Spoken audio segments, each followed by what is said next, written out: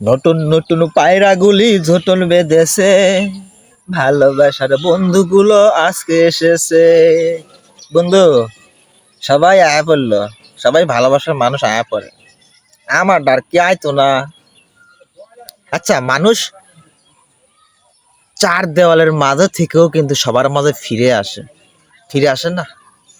এই যে বর্ষাকাল চলে গেল,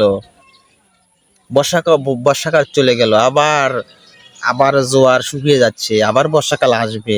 এই যে ছয় ঋতুর দেশ, কি ছয় ঋতুর দেশ? কালকে একটা ভিডিও দেখলাম, এক সাংবাদিক এক জনগণ জনতা ভাই জিজ্ঞাসা করতেছে, আচ্ছা ভাই আমগর দেশটা কয় ঋতুর দেশ? তখন জনগণ ভাই বলতেছে দুই ঋতুর দেশ। বলতেছে দুই ঋতুর দেশ কি কি বলেন? তখন বলতেছে দুই ঋতুর দেশ, শীতকাল, গরমকাল, এই হচ্ছে দুইটা দুইটা ঋতু। তা আমি তো চিন্তা করলাম, কি রে, অবাক করার বিষয় তো। আসলেই তো আমি দেখে আসলাম ছয় ঋতুর দেশ, এখন দেখি দুই ঋতুর দেশ। আসলে তো সত্য কথা। শীতকাল ছাড়া আর গরমকাল ছাড়া কি আমাদের কিছু মনে পড়ে? ভাই কথা বুঝতে হবে ভাইয়া, হোয়াট ইজ দিস ভাইয়া, কথা বুঝতে হবে। দুই দুই ঋতু ছাড়া কি আমগরে আর কোনো কিছু মনে পড়ে? কেউ বলতে পারবে? হ্যাঁ, অধিকাংশ লোক যারা গ্রামে থাকে তারা কিন্তু অধিকাংশ লোকই বলবে গরম ছাড়া আর শীতকাল ছাড়া তো কিছুই দেখি না। আবার বলতেছে যে আপনাদের জাতীয় ফুলের নাম কি? হচ্ছে মধু ফুল।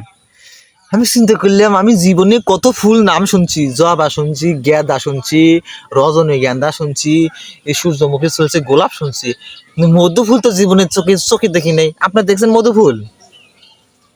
চিন্তা করলাম মধু ফুল কি হতে পারে, মধু ফুল কি হতে পারে, মধু ফুল কি হতে পারে। চিন্তা করলাম মধু ফুল তো আমি চিনি না, আপনারা তো চিনতে পারেন। এই যে বললা যে মৌচাকে যে মধুগুলা উৎপত্তি করে, ফ্যাক্টরি বলেন, যেটাই বলেন, তো মধু ফুল হতে পারে সেই গাছে কোনো ফুল, কিন্তু ওই গাছে তো কোনো ফুল দেখি না।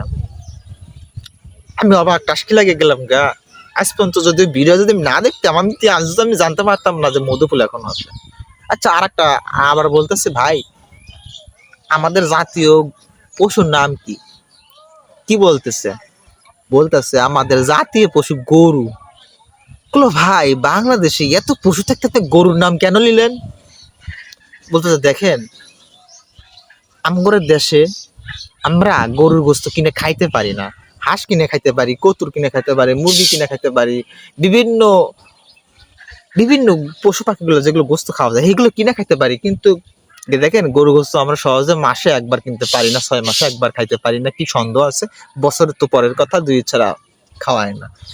তো আমি ভাবলাম, রয়্যাল বেঙ্গল টাইগার আমাদের জাতীয় জাতীয় পশু, তার সামনে দাঁড়ানোর মতো যে লোক, আঙ্গর জনতা আমাদের একটারও সাহস নাই। যদি কেউ যদি বলে আসসালামু আলাইকুম বাঘ ভাই কেমন আছেন, এটা যদি কেউ দিতে পারতো তাহলে ভাবতাম একটু সাহস আছে।